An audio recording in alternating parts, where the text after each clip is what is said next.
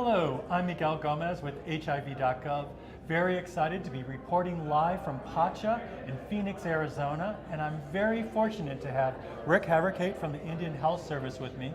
We're in the midst of some amazing presentations on the impact of HIV in Native communities. But we're going to pause for a minute. I'm going to ask Rick, could you share, just a few minutes ago, you talked about the community's response to President Biden's national HIV strategy. The community actually created its own living document. Please let us know what happened. Sure, thanks. What a great experience we've had. We're calling it the Indigenous Endemic Strategy. We abbreviate that Indigi-HAS.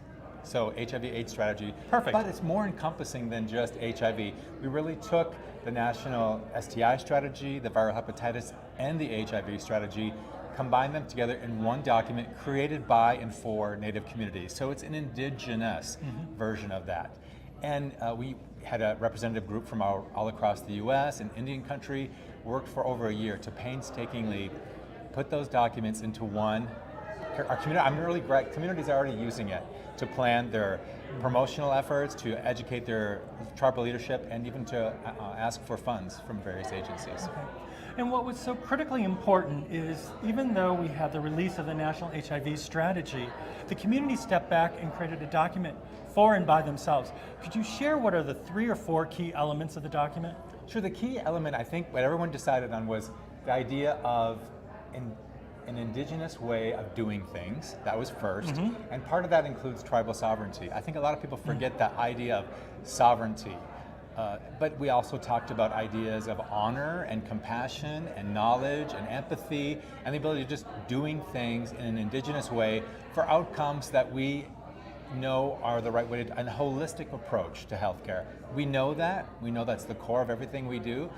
So I think sometimes strategies created without that indigenous kind of being forget that there's real people at the core. I don't think anyone intentionally neglects the idea of real people, but our communities did it in a way that we centered that to start with. We centered the idea of holistic healthcare for individuals and related that to families and communities, and we tied that together with the 4 pillars of EHE.